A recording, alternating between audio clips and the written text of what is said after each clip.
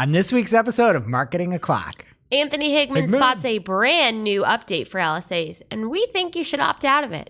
the story is over. Web stories, that is, and kinda. Google liked it, so it put a pin on it. Pinterest announced a new ad partnership with Google. All on today's show. Welcome, you are listening to Marketing O'Clock. Just stay tuned. Digital marketing news, but let's get specific. Digital ads, SEO and analytics, social media and more. Pretty much everything that'll make your website perform. With new shows every Friday. We give you the news with sass and puns and definitely hot takes. Thank you for tuning in. You know what time it is. It's officially Marketing O'Clock. Settle in, sit back, keep it locked.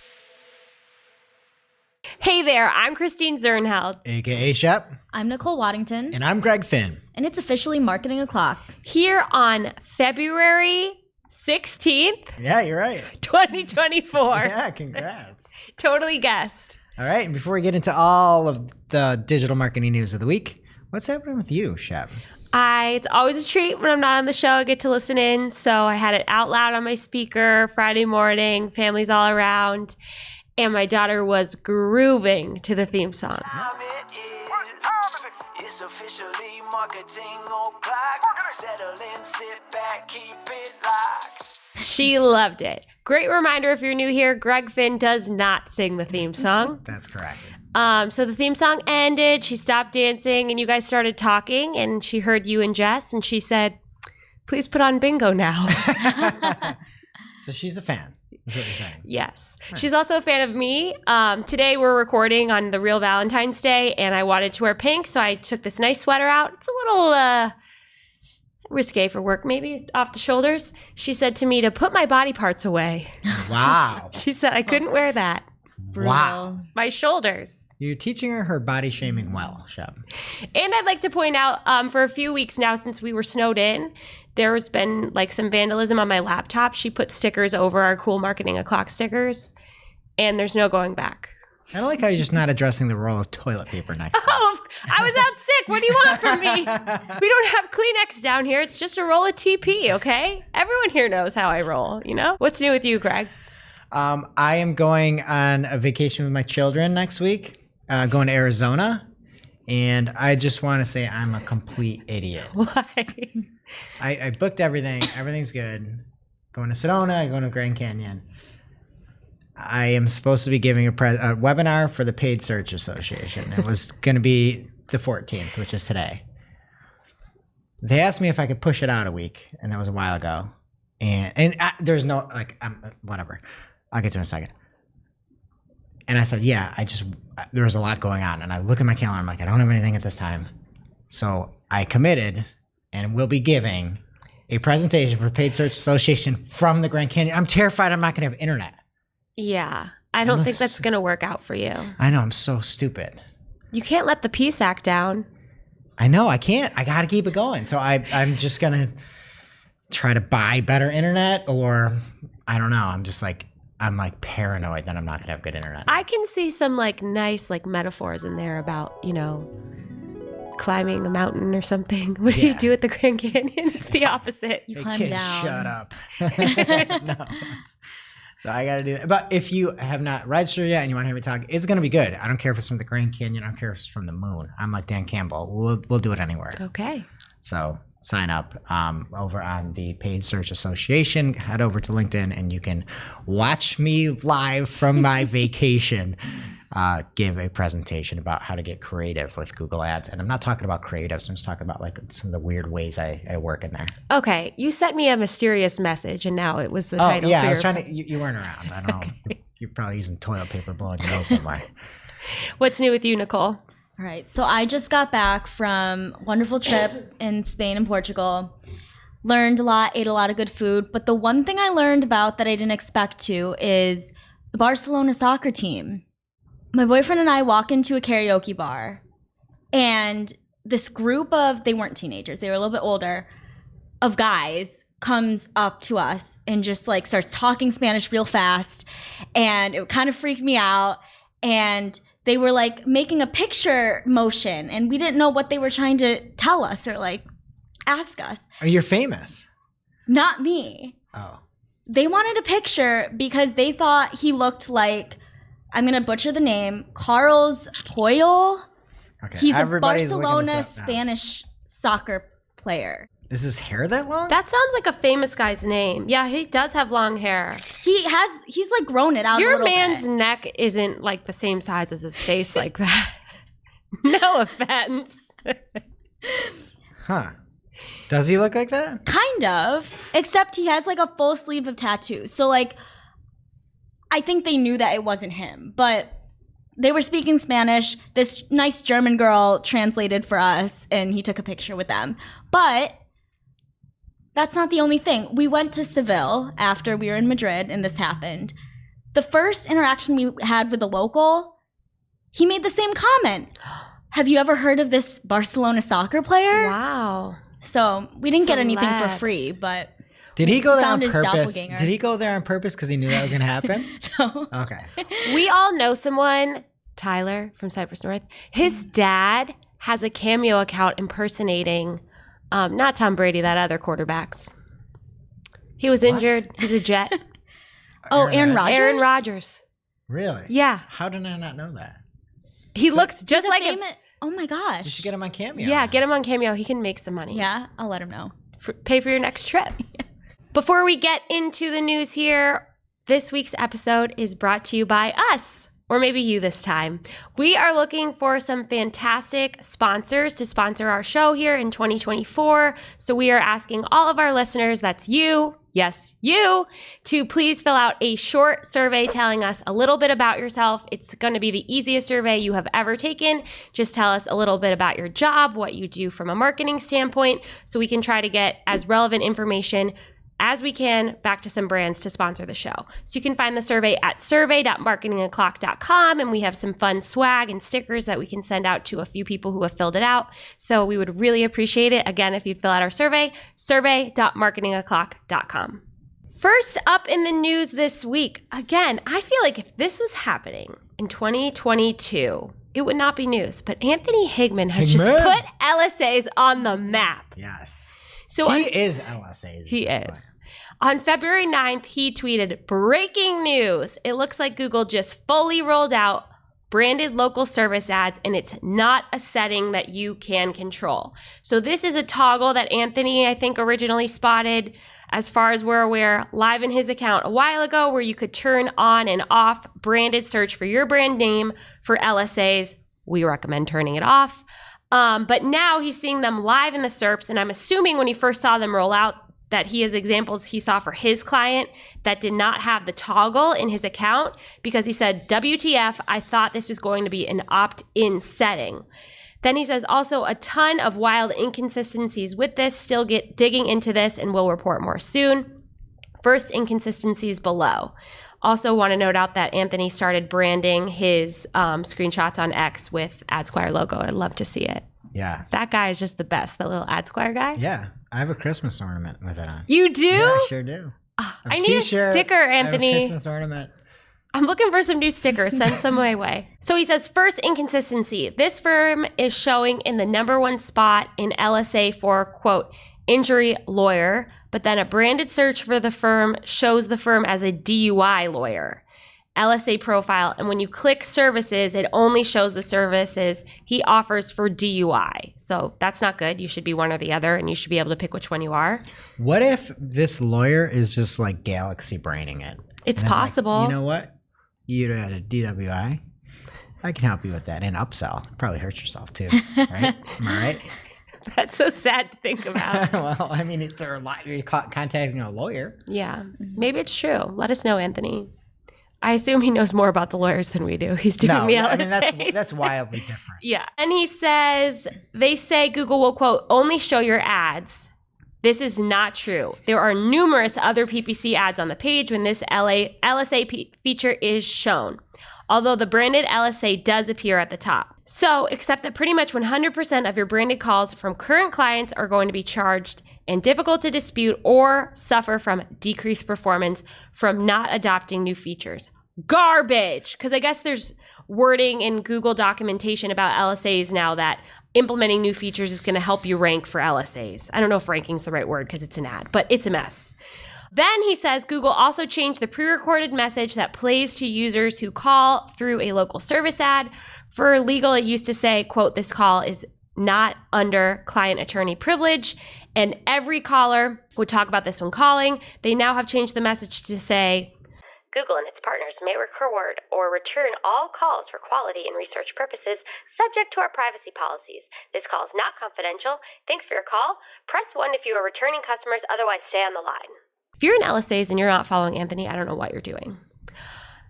Update on February 12th, Anthony said, okay, so updates on this, the setting to turn this off in all accounts is now there.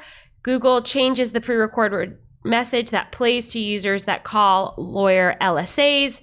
This is very fast, and I mean very fast, like 3 to 4 second message that says, if you are a current client, press 1, otherwise stay on the line and you will be connected. 1000%, there is no way anyone will press 1, FYI. So lots going on there, but if you are running LSAs, make sure you opt out of branded search if you don't want it turned on or you're going to show up for searches for your brand name. And make sure you're following Anthony because that's pretty scary that people didn't know that this was turned on. They didn't have the option to opt out for a couple of days. I like to think that Anthony made that change happen. Thank you, Anthony. Doing the Lord's work. What else is happening this week? All right. And according to Glenn Gabe at Glenn Gabe on X, the demise of web stories has begun. And according to Glenn, he says it makes complete sense. The latest update from Google is that web stories do not show in Discover in a stories carousel anymore. And stories will not show in Google Images anymore. Also, I think grid view for web stories and search is not a thing anymore. And then Search Engine Land got some more clarification. And in case you don't know what web stories were. You're like most people. Yeah, you're like most people. It's been a while because we did a show about web stories. I think Glenn was on it, and then who else was on it? Was that Samuel Schmidt? Yes. And it was a great episode, but then there was just like no adoption with web stories, and it was sort of like what you would see on Instagram with their stories, but it was supposed to be like a website. And we tested it out. We used to do all of our shows on there. And it was just too much work, and it didn't have any like extra lift. We had a few clients that did it and actually saw a performance with it at the time, and then it sort of kind of went stagnant. But it seems like they're showing up in less places. So if you did have web stories as part of your arsenal in showing up in the SERPs, maybe dial it back a bit. And to not have them in Discover, I felt like they were kind of made for Discover. Right. So the difference is this is the initial feature of availability that I've got right here, where Google had initially said web stories can appear in a single result on Google Search, which is available in all regions and languages where Google Search is available. Web stories can also appear in a carousel on Google Search, which is available in the United States, India, and Brazil. And in the Discover feed, web stories can appear as a single card where you can tap through the story. And now they say, we updated the feature availability of the web stories to make sure our document aligns with how the feature appears in Google Search. Web stories don't appear in Google Images anymore, and the grid view is now carousel view in the search results. So it seems like no image, no Google Discover carousel view, and the grid view is gone in search, and it's now an image view or a carousel view. I mean, just get rid of it at this point. Yeah. I wouldn't invest time into making them. No. I mean, I think that they're pushing the perspectives more now than web stories and trying to get. There's also another study we don't have in the news here, but about how much Reddit has been dominating the SERPs. And I think they're kind of going that way instead of web stories. And we talked about last week where one of the SGE responses was a Reddit user said, which is like crazy that's where Google is getting to. A Reddit user said. Yeah. Sad. That should be a t-shirt. Reddit user said. Nicole, do you have anything? Yeah, so some Pinterest updates this week. Pinterest added 16 million more monthly active users in Q4 of 2023, bringing its total MAU to 498 million users. But it's interesting to note that only 1 million of that increased monthly user activity came from North America. So its key revenue market is North America. Nevertheless, overall revenue generated is trending upward for the platform. And kind of along with this, Pinterest is also announcing a new partnership with Google. They have a third-party app integration, which will see Pinterest host ads powered by Google. So interesting shopping opportunities for advertisers there. And unsurprisingly, it's another way that they're hoping to generate ad revenue. Yeah, because it wouldn't be standard shopping. So it wouldn't be PMax, because PMax is Google owned and operated. It wouldn't be Demand Gen, because that's owned and operated. So it would be probably display, unless they change something and just don't tell you that.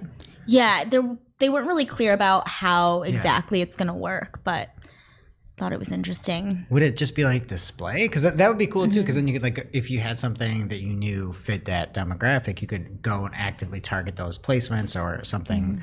Be like, hey, I want to put this on Pinterest. Interesting. Now it's time for this week's Take of the Week. This is a #fire digital marketing take with extra spice served up for you. We simply deliver the take for your consumption. We give no opinions. We don't influence. You make the call. This week's Take of the Week comes from the one and only, the king of LSAs himself, Anthony Hickman. He says on X, at Anthony Hickman, bro, AI is so not ready to be put in ads. These are the suggestions it's giving me for headlines. The only one that applies is workers' compensation lawyer. Yeah, let me fill up my headlines with these wackadoo suggestions right away, LOL. I love the term wackadoo. I'm going to get that in my vocabulary more. So coming shows, you'll hear a lot more wackadoo. That made me smile. Do you like that? Yeah, that's really nice. So some of the AI-generated headlines, which I'm assuming is for a workers' compensation lawyer. I love the first one, right? The first recommendation is calculator with the word. Okay? I get how that could be, could describe a lawyer. A calculator with the word.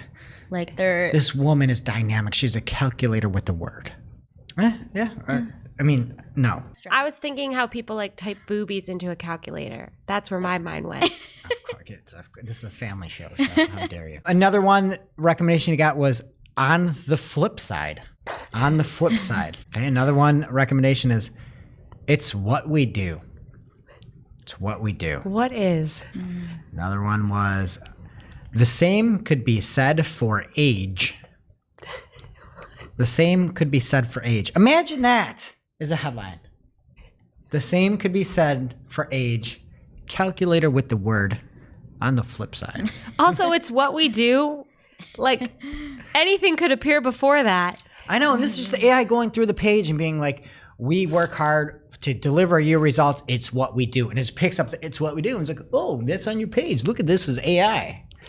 No, I'm sorry. There is no intelligence behind that. That is wackadoo. Wackadoo. Now it's time for this week's ICYMI. ICYMI, people. This is something you just might not have seen. Maybe something that you overlooked, but you shouldn't have. ICYMI, people. Glenn Gabe has a new tutorial. He shared this in an article on his website, gsqi.com. And this is on how to find embedded YouTube videos that are unavailable or marked private using Screaming Frog. Glenn says there's nothing more frustrating than reading an article that contains a supporting video and they don't play. Total UX barrier. But they can be hard to surface on large-scale sites. So I sent a frog signal to the amphibious superhero in England, Screaming Frog. Dan quickly entered the frog cave and came up with a solution, and it's working well. Enjoy. So this seems like very niche, but of course, if Glenn Gabe has something that he needs to figure out, he's going to do it and share it with everyone. So thank you, Glenn. And again, you can check it out on gsqi.com. Now it's time for this week's Pew Pew Lightning Round. At this point in the show, we split up our content into 3 parts: paid, organic, and social. First up in the paid universe this week, another update from Anthony Hickman. Hey, bud. At Anthony Hickman on X. He says, I forgot who called it, but there are now 5 ads at the top of the SERPs. Lots of wild changes to the SERPs today. 2 to 3 ads are now in the Here Are Some in the Area sponsored search section, and 3 other PPC ads. The Here Are Some in the Area section ads expand to full ads when you swipe the photos. So I put a screenshot of this in the show notes so you guys can see just how much screen real estate that takes up on mobile. Yeah, and I think Several scrolls. the big thing here is when you have your clients like, I don't know, clicks on ads. Guess what? Where are you going to find the organic results here? This is all ads. People don't know they're clicking on ads. Yes. Also, I know we talk a lot about Anthony Higman here. Somebody had told me that it's enough with me and Anthony Higman. We need to get a room. On X. I need to X so it up and figure it mean. out. I'm sorry, he has all the news. Yeah.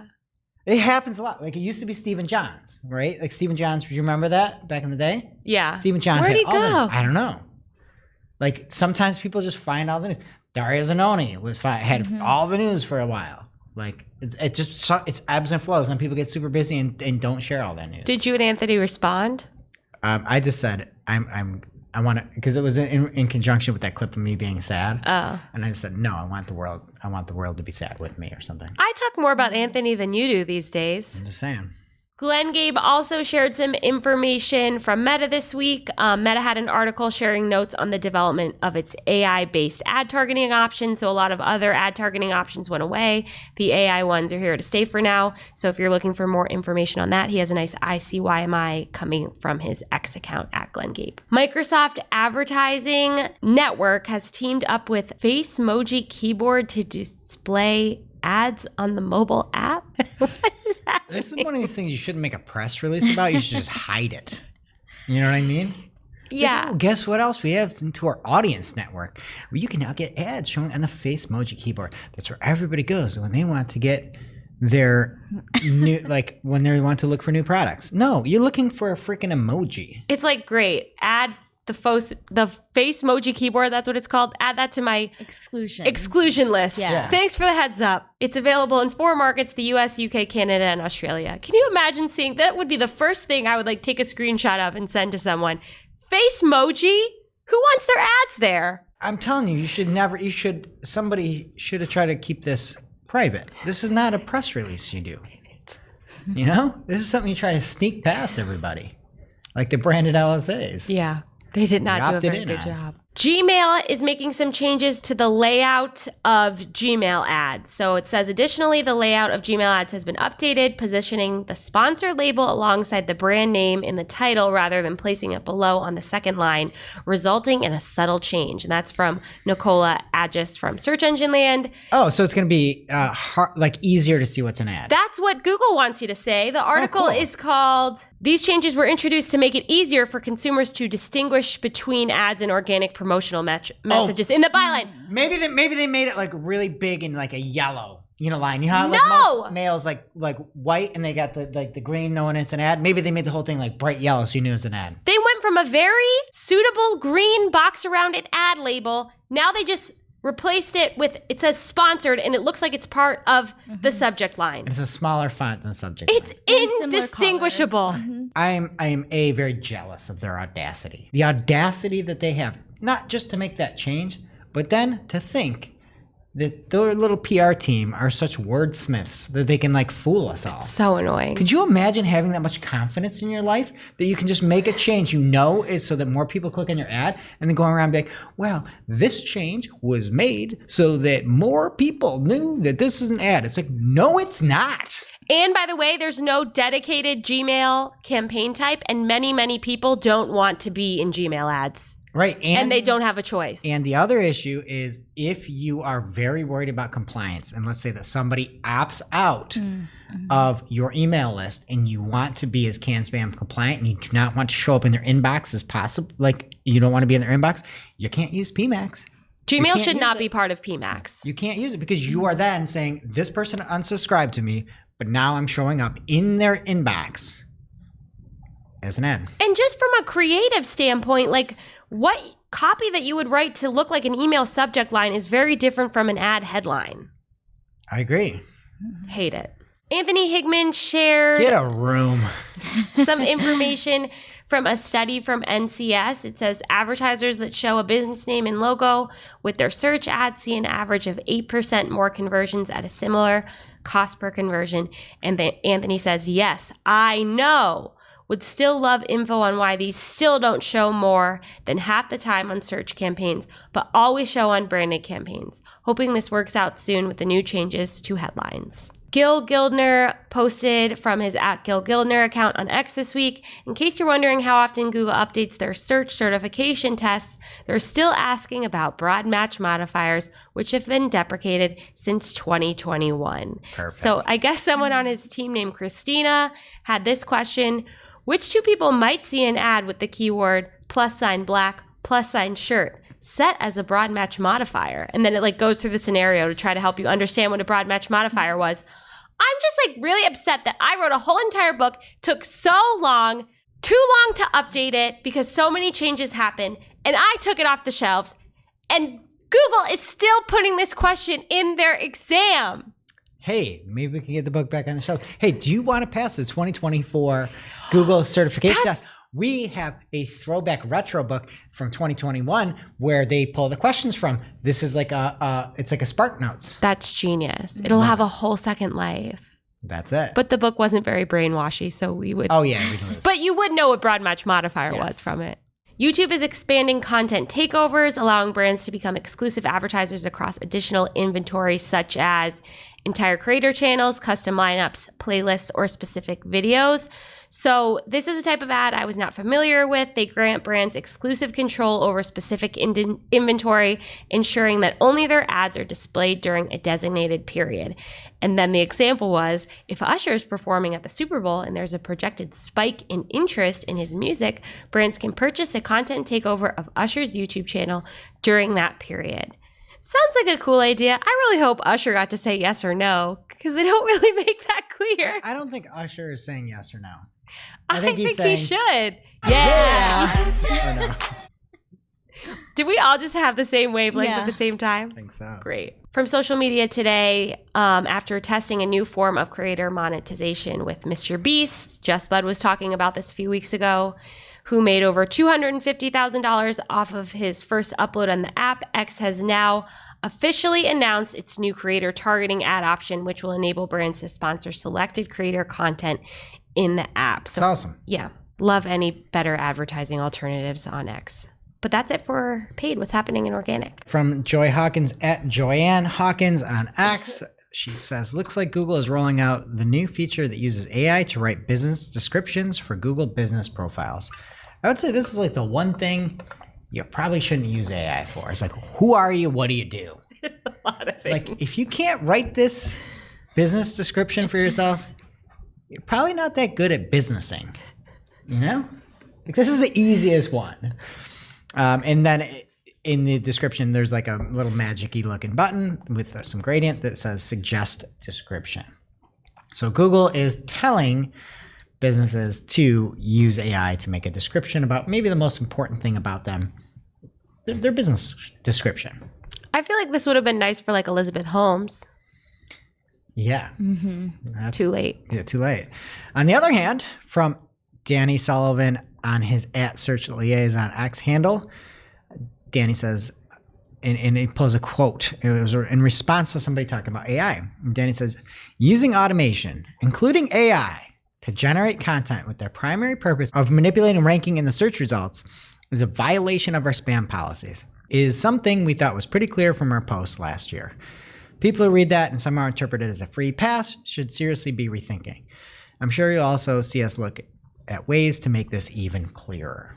So you might be thinking, well, if you're telling businesses to make their description using AI, why can't you use AI in your content?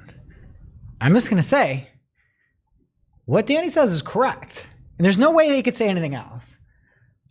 And I can do, let me do a fake Danny here. Okay? Right? So what we're saying is that you can use AI. You can use AI if it's to make something helpful. But you should be doing that anyway. You should be making things that are helpful for your users anyway. That's why you have a website. That's what it's for. Now, what we're saying is don't use AI for the purpose of manipulating ranking and search results. You can take the AI out of there too, and it'll work. You don't want to manipulate the search results. Can't say it any more clear. You are against the terms of service if you're manipulating ranking and search results with your content. Whether it's AI, whether it's not AI, you should be making content for your users, for your clients, content that you're proud of. It doesn't matter. You shouldn't be trying to manipulate. Make content that's good. Make content that people want. That's what Danny would say. It was pretty good. It's okay. I could also hear his voice. Like, I feel like he wrote this tweet. I mean, it is a tweet. Yeah. Oh, I thought it was from Google Search Central. No, From it's a Search tweet. Liaison. Yeah. Okay. Yeah, but like, what do you think he's gonna say? Like, you can use AI to manipulate ranking in the search results. You can't do anything to manipulate the rankings. Yeah. Like, that's the whole part of the terms of service is like, don't manipulate the search results. Yeah. I don't think Danny would want you to use that AI generated business description either, personally. I agree. I think Danny would be like, if you don't know what your business is, you probably are going to have a tough time in business. Mm-hmm. Okay, next up, YouTube will now display live streams within the Shorts feed, and apparently it has new podcast options. So in case you don't know about YouTube Shorts, it still is limited at 1 minute of content. But according to Social Media Today, they're taking another leaf out of TikTok's book. And if you shoot a live video and you do it in vertical mode, it could possibly, it says it may be eligible to show into a Shorts feed. Even though it's not a short, it's like a longs, but it could show in with Shorts because it's vertical. Does that make sense?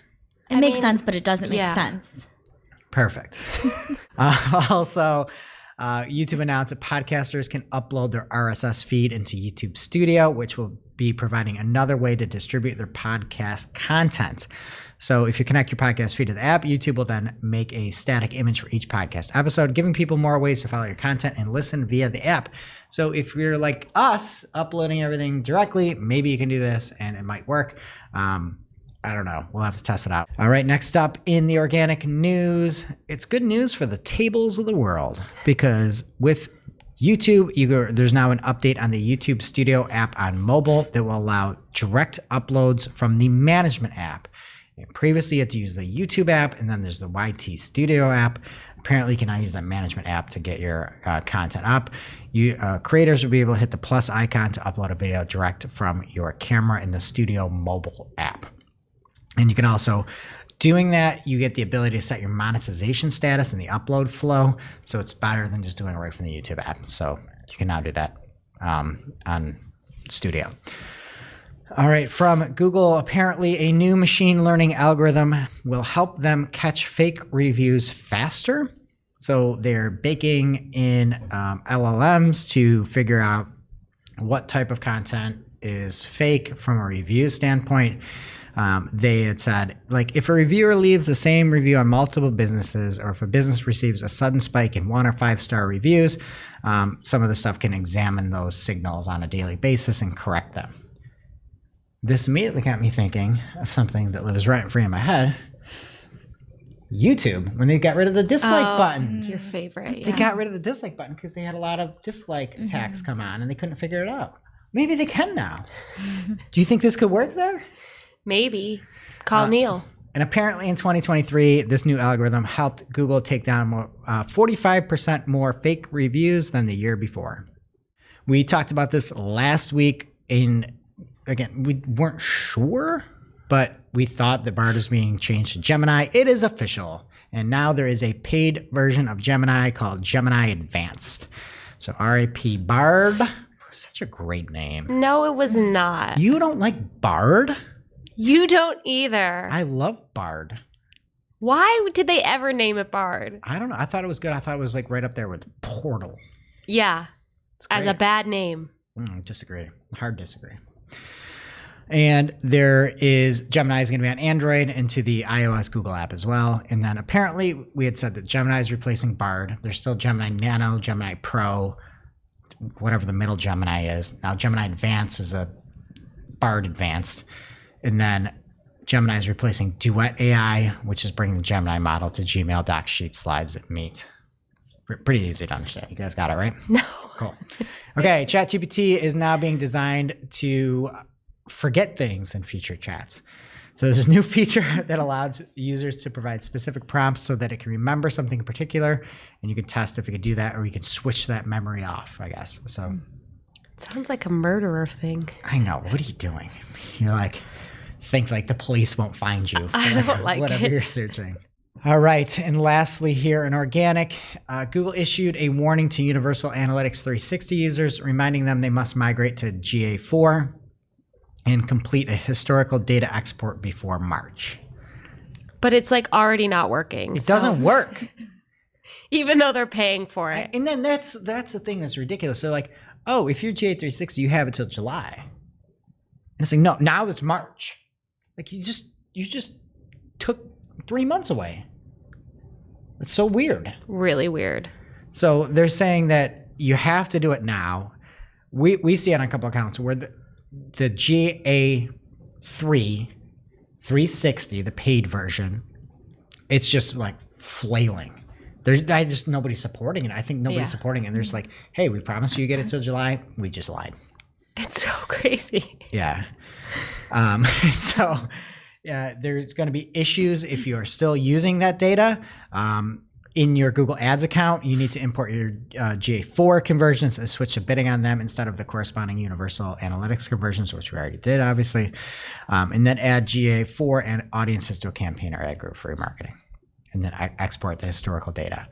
And again, if you need help exporting that data, we can help you do it the right way. We're putting out a blog post on how you can do it with like the one easy way from Google Analytics 3 and keep your data. And then there's an advanced way. You just need to use API. And if you're not a programmer or you're not comfortable with APIs, we have a service that we go through. We have humans. We actually check all the conversions. We audit it. It's not like software. It's more of a service where we pull that, and then our team of data professionals will look and make sure everything's clean and perfect. So if you want that, hit us up. We have a website, UA, as in Universal Analytics, dataextract.com. And that's it in organic. What's happening in social, Nicole? All right, first up in social, Instagram is testing carousels within Reels, enabling users to post multiple videos and or still images within a single Reels post. So this seems to follow TikTok's lead in providing more ways to share still images within the main feed. This is just so confusing. Like, we're putting videos and pictures and videos, stories and pants and shorts and tops. I don't know what's going on. What is a reel? They just did the whole like IGTV thing where it was video, and then it was video, and then it was Watch. It was Facebook Watch, and they're like, oh no, everything's a reel. Reels are only like video, and they're only like vertical. And now you have the musical video images and the imagey videos. What the are we doing? Sorry, Tibbles. I'm coming to Reels. Taylor Swift took her music off TikTok. Oh, how's your virality going? It's not that viral. You said you were going to call CPS on me, so it's not great. She's just trying to tell everyone about the Grammys, but whatever. Yeah. Well, maybe with this new feature, you can go viral on Reels. Yeah. I'll give it a try. All right. And Meta recently shared an overview of the Threads algorithm, and it shows how the system decides what posts get seen in the app and how that drives expanded reach. So the announcement was kind of vague. A lot of the points were things that you would expect to influence a feed, like number of posts you've seen and liked, the amount of time you viewed a post, who you follow. Some interesting ones, though, that I pulled out were how long it's been since you've been active on Threads and how many times the author's profile had been clicked. So if you're on Threads, there you go. More information on how your feed's impacted. Why don't they just try to work on the product instead of putting these announcements out? Well, more Threads news. Adam Mosseri announced that on both Instagram and Threads, the recommendation systems powering Explore, Reels, and Suggested Follows display will now more actively avoid highlighting content and profiles related to political topics unless people specifically opt in. Oh. So it looks like in the screenshot here, you'll be able to go into your settings, and it's just a quick switch to limit or don't limit political content. Right. And X announced that it is now making the number of notes you can write within a 24-hour period proportional to your ratio of helpful to total notes written. So in the screenshot of the UX design, it shows like a notification that will pop up if you've reached your daily limit for writing notes. I don't use notes. I don't use I apps. love notes. Have you written any? Yeah, I was in the Birdwatch thing. It was like the beta. So I can write notes and all that stuff. And you write them? No, but I should. I should start like fact checking people. Like Yeah. just Yeah. mess with them. Mess feel with the like- ratio. Yeah. You'd be good at that. Like Higman, you're wrong. Yeah. Or just that person. He's that said I not should get a usually room. wrong. No. Person that said I should get a room. I'm like, incorrect. Yeah. All right. And Reddit published a report into how the platform is influencing purchasing decisions. So it says over half of US shoppers have concerns over the quality and legitimacy of product discovery channels they use most. Influencers and AI algorithms may appear to steer millions of purchase decisions daily, but trust in their authenticity is eroding. And it says that in 2023 alone, users added Reddit to Google searches more than 32 billion times, which shows how people are seeking out real experiences and insights as opposed to trusting paid influencer campaigns or bot-riddled product review sections. I do this all the time. I do too. I go to Reddit. I used to do YouTube too, but now you can't really tell what YouTube is. TikTok is testing a new live engagement element called Subspace, which is a subscriber-only chat room and gives creators the ability to respond to chats on camera during a live stream or give subscribers a dedicated space to engage in real time where creators can have the ability to participate in the text chat too. So this could help drive more subscriptions for creators who already have a dedicated following on the app. In more Threads news, Threads is testing a trending topics section on the app to select US users that will showcase timely topics to you based on what people are engaging with on the app. So this is essentially copying what X already does, trying to drive engagement. Surprise, surprise. Even these examples, though, they're garbage. Like Monday motivation, AI productivity Monday tools. motivation. Like this is Stay whatever. in Just- bed. Bull on tracks delays trains. Number 2. Mercury is in retrograde. Oh, wow. That explains a lot. And X News, last up in social, X is partnering with WWE and they're launching WWE Speed, a new weekly video series showcasing timed matches featuring your favorite WWE superstars distributed exclusively on X. My favorite? Yeah, who's your favorite? I don't know any of them. You don't have a favorite wrestler? Are the Bella Twins still around? And I don't know who they are. No, I don't like wrestling. I like Andre the Giant. I've heard Oh, of him. he was cool. I watched his documentary. He was a wild man. Well, anyway, this kind of goes hand in hand with X's original content strategy as it tries to become a video first platform. And it also noted in the release that conversations about wrestling increased 11% year over year on their platform. Great fact. And that brings us to our real life segment, straight out of our accounts and into your ear holes. It's time for Working Hard or Hardly Working, where we talk about what's going on in our IRL work, good, bad, or otherwise. Hardly working for me this week. I just have such a sad story. It's kind of niche, but if you've been there, you know. Client site went down, got to pause ads, would have taken an hour to download the account. We have 500 active campaigns, give or take. So I wanted to label all the enabled campaigns. I sort by a label and I try to select all to label them, and then I'm going to pause them all. And it only selected the first 100. I forgot to click again to select the things on further pages. Just for the label, not for the pausing. So there's no good way to undo my changes. Go to change history. Changes cannot be undone. How do they just pick and choose what can be undone and what can't? It's like if it's, they know like your stress level. Yeah.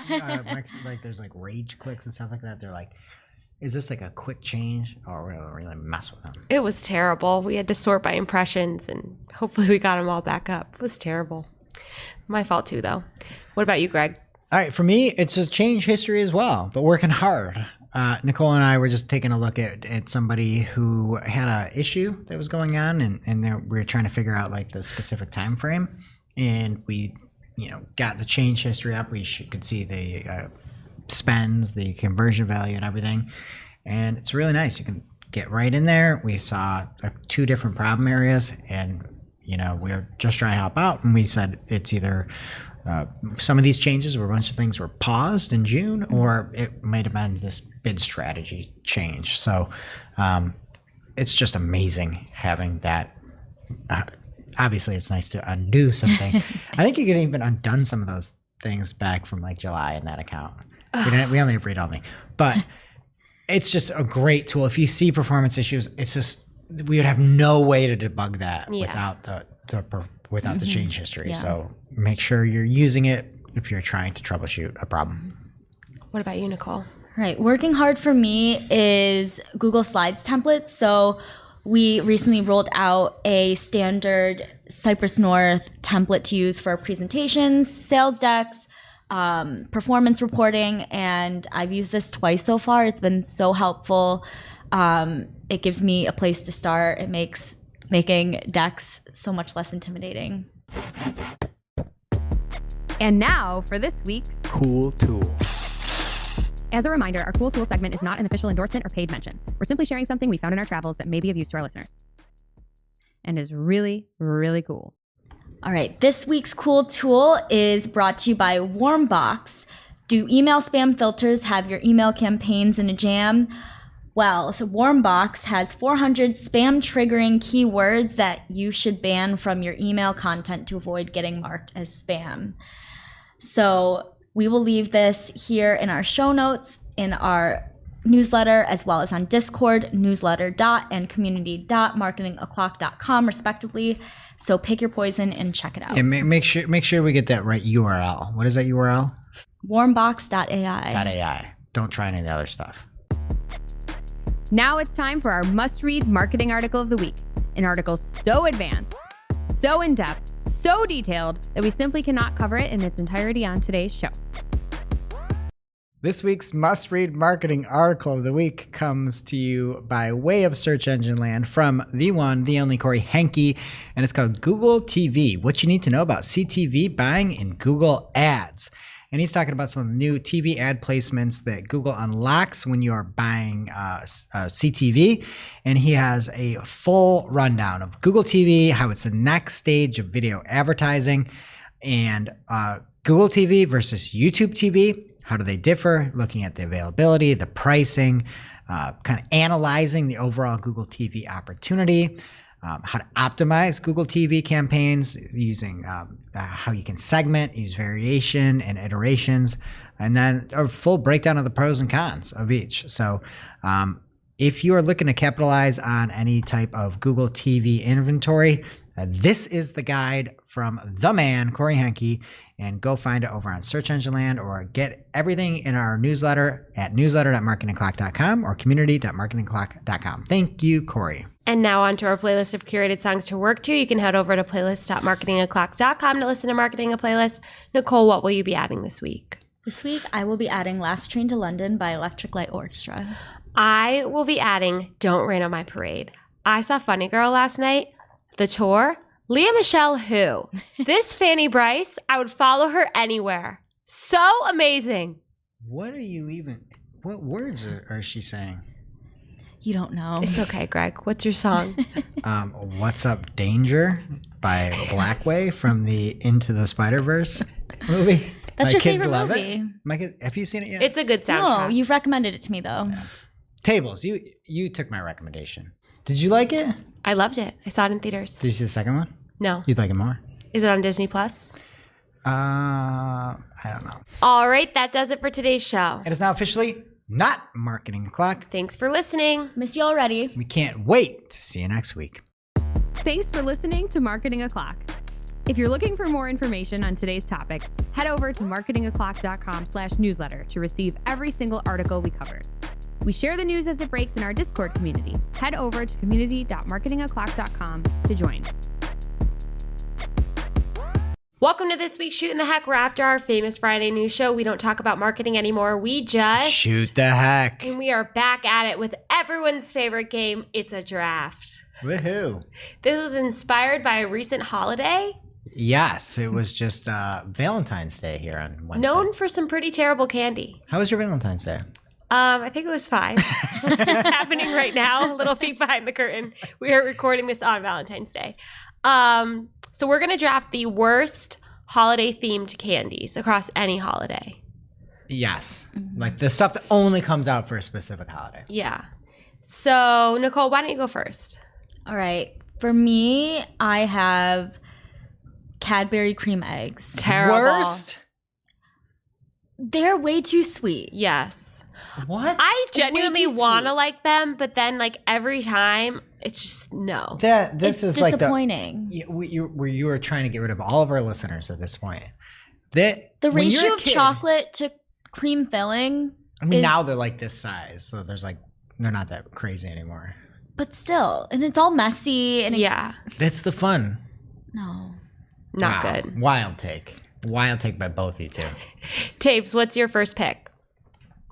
I'm gonna go with candy corn. I think it's terrible. Great pick. Mm-hmm. Candy corn, throw it in the trash. I agree. Seriously. I don't understand it. Nobody likes it. I think a lot of these candies are only available like for a limited run on purpose because nobody's asking Yeah, for nobody them. would except Cadbury eggs. No. I'm going to come back. Actually, I'm going to go for gameplay here. Conversation hearts, I think, are going to be on everyone's hearts. Yeah, And they're terrible. if they didn't have like words on there, nobody would ever eat those. And can you ever even read the words? No. Like, it's a terrible print job. They're disgusting. I want to like draw with them on a chalkboard. They do not taste good. Give me a Tums over a conversation heart any day. Tums are actually good though. Yeah, I The agree. chewable Tums, Delicious. It's like candy. Okay, I'll pick an obscure one, but I think this is literally the worst candy that comes out during a holiday, and it's only Halloween, and it is the waxy candy that you put in your mouth to make like that vampire mouth. Do you know what I'm saying? Like the wax Yeah. mouth thing. Yeah. I don't even know if you're supposed to eat those. I don't think you are. I didn't think think you they were were. edible. It's like wax candy. Disgusting. I don't know what that is. It just tastes like wrong. Nobody- You have to bite it, and it's in your mouth, and it's absolutely grotesque. And if my kid gets one trick or treating, like I feel like there's needles in it. Yeah, it's like- going in the Like garbage. I don't get wax Dracula teeth Yeah. candy. I'm gonna go with maybe a controversial one here, and don't at me on this because there are certain kinds of it, but I'm going with the traditional version of jelly beans. I'm talking about those like Brock's jelly beans where you have the licorice in there. They're not Jelly Belly is good. There's like Starburst ones that are really good, but the traditional jelly beans, I see that I'm like, I do not want any part of this bowl of They don't do sugar. it for me. But what holiday do they evoke for you? Easter. Oh, I feel like jelly beans have no season. Maybe Jelly Belly. Yeah. You don't But- go to a store and see like a bag of like jelly beans around unless it's like because somebody took them and tried to make them better. Yeah. Those are the only ones that are around year round. Okay, my next pick is like a classic, way too big chocolate bunny that everyone gets in their Easter basket. And now I'm a mom perpetuating it, buying it for my toddler. She has no interest in eating it. I've got some siblings that used to like lick the crap out of them. Ugh. And they just slowly lose shape. In my basket, they just get like thrown away a week later. They're gross. Do you buy the hollow or the filled? Hollow. Hollow. What do you- Hollow am I Sparks, rich? At least you can at least you can like crack it. Yeah. I'm gonna go Peeps. I agree. Peeps are disgusting. No way. It's all Peeps are sugar. my favorite. I hate 'em. Peeps are disgusting. But they look so cute. Last year, I No. topped an English trifle with some purple peeps. It was so cute. No, Peeps, you open up the package and you let it sit for like 2 weeks and then you eat them stale. That's the best way to eat them.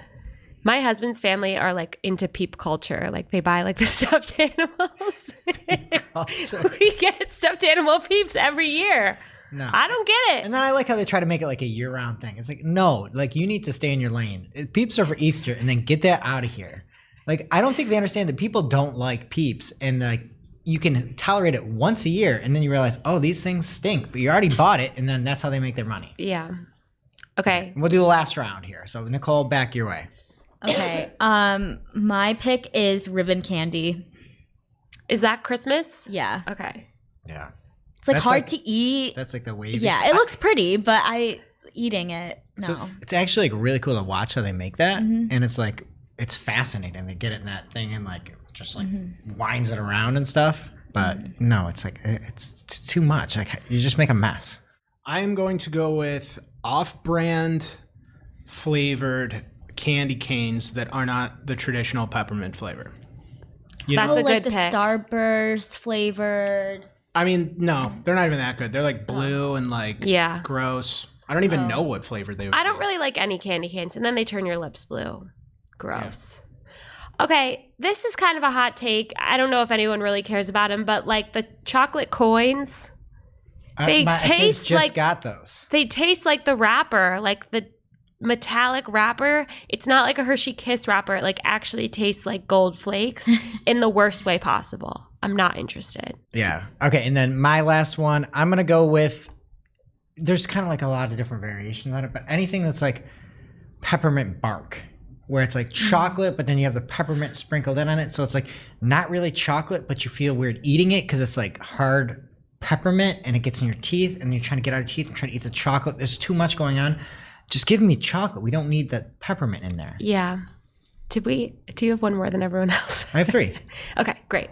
Yeah. Everybody, let's go around and share your list. Greg, you can start. Okay, so I have wax teeth that come out, like the Vant Dracula teeth that come out on Halloween. I've got the traditional Easter jelly bean, not any of the good flavors like Starburst or Jelly Belly. And then I have the peppermint bark, which is the chocolate with the peppermint pieces all in it. And I have chocolate bunnies, conversation hearts, and chocolate coins. I have Cadbury cream eggs, Wrong. ribbon candy, and then I don't know what I said for my third. Did Must you have get really skipped? passionate about it. I might have gotten I think you skipped. got You said skipped. ribbon candy, right? Yeah. Yeah, That but was I only think she 2. was supposed to do serpentine and she didn't. It Yeah. was me. Okay, well, let's do one on the spot. What's your third? I'm gonna say gumdrops. Oh, good one. I had candy corn, Peeps, and off-brand candy canes. Okay, pretty disgusting lists all around. Let us know if we forgot about any seasonal candies, and we'll see you next week. You know what time it is. It's officially marketing o'clock. Settle in, sit back, keep it locked.